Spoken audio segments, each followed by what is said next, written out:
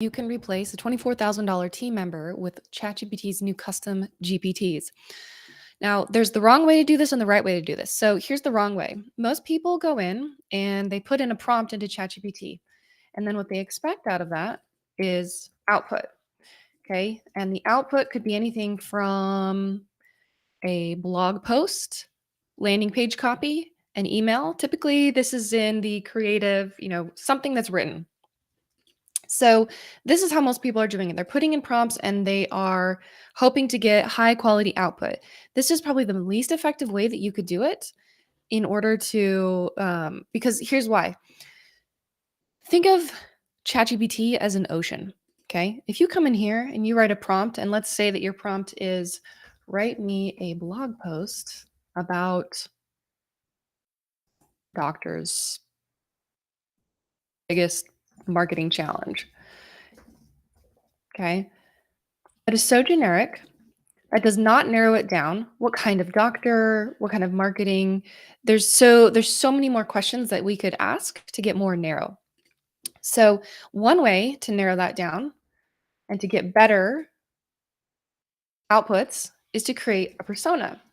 Okay? So, a persona is something that you create that is essentially assigning a role to your GPT to tell it who it is, what it's specializing in.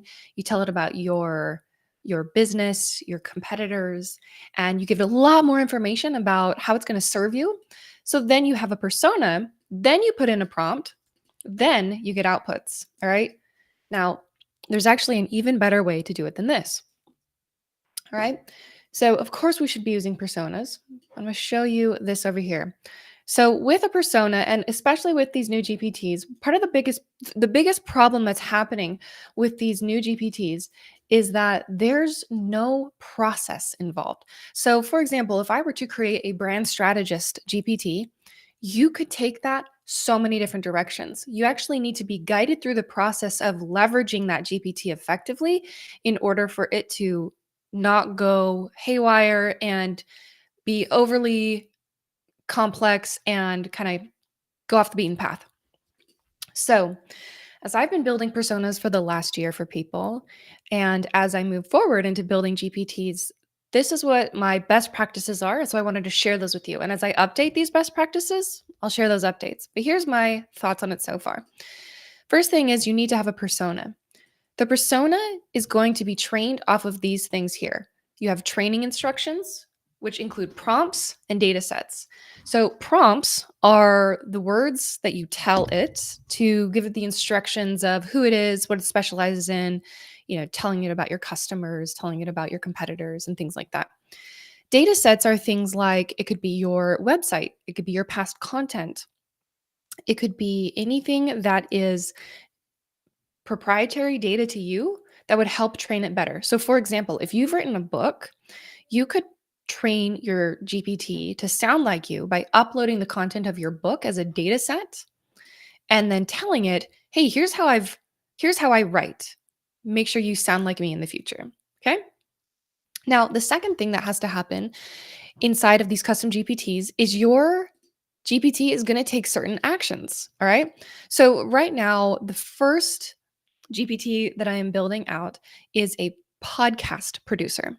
So there are multiple different actions that I need my podcast producer to take. For example, one of those actions might be to go surf the web. Okay. And what I want it to surf the web for is the top news articles around my subject, which is AI. And then I wanted to take those top articles and I want it to read, summarize, and create high level bullet points of the most exciting hooks and things that we could be talking about on the podcast. Okay. So, surfing the web is something that I would need it to do. I may want it to read PDFs or look at certain documents. Okay. I may want to train it on one of the actions it might take if it's helping a customer of mine is that I might need it to go and read my customer's webpage or their competitor's webpage. Okay, so there's a lot of different actions that you can have your persona take. So you need to be thinking about what those actions might be. Okay, then the last thing is outputs. We're building these GPTs because we want to make our lives easier. We either want to get more out of the team we already have or avoid hiring new team members and have GPT do the work for us instead. So, in order for it to do the best possible job, we need to be really clear about what we want from it. The best way to do that is by creating templates of the outputs you're looking for. So, for example, with this podcaster pro persona that I'm building, there's going to be a couple different things that it's going to do for me. And one is it's going to create basically a list that tells me what I should be talking about on the podcast. Okay, so I need like a podcast sheet, a one-pager podcast sheet of here's the juiciest things to be talking about on this week's episode. Okay, another output that I might have from it is based off of the episode we recorded, what are the top 5 juiciest clips that I need to pull out? But that's a completely different process between surfing the web and finding content worthy to be talked about versus going through an episode that already exists and finding content that is shareable. So that's where processes come into place. Processes are a series of milestones and templates that you're training the GPT to move through in order to get you the result that you want. So if I have this process where I say, all right, on Mondays, I want my podcast producer to go in, surf the web, come up with the best topics that are going to be shareable and viral that we need to be talking about, create a summary sheet that me and my team can go over, and that needs to be due by Tuesday. I'm going to have certain milestones and certain templates of what I want it to do. So, for example, if I'm going to say, go to the top 5, look at these 5 different outlets, find 5 articles from each of them. Of those, choose the top 3 and write a summary of what the story was about and why it is a noteworthy story to cover, right?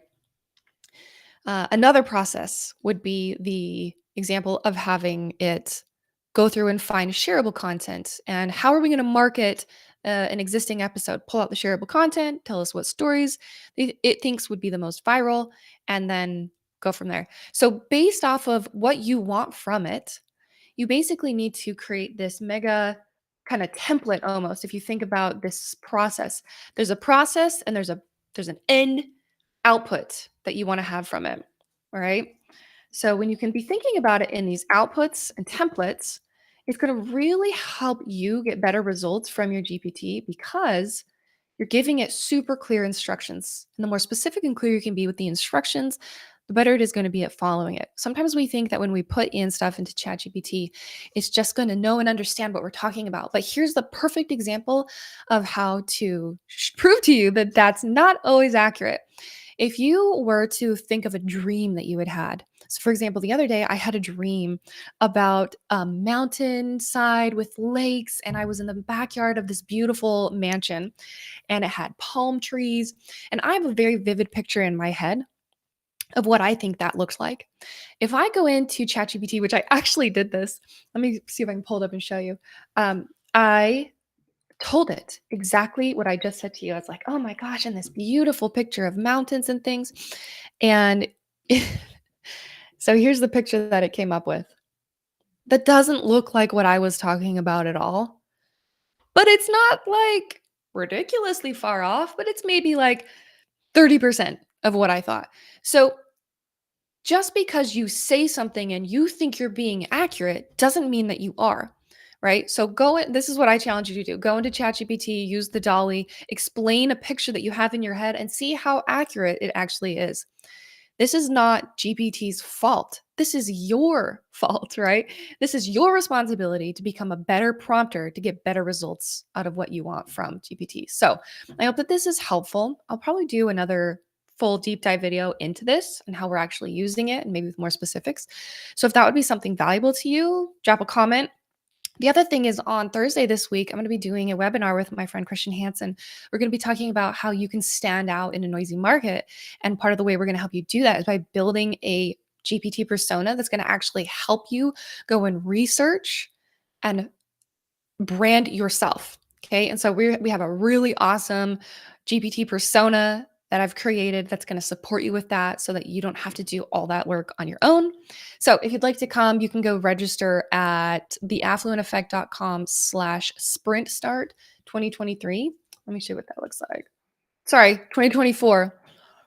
We're going to talk about how you can capitalize on the great emotional reset, which is essentially the time between December and January, where people's brains are literally changed to be more, they have a higher propensity to make purchase decisions that are going to impact their life and make their life better. So if you have something that's going to make somebody's life better, people are on this emotional high wanting to buy things like that.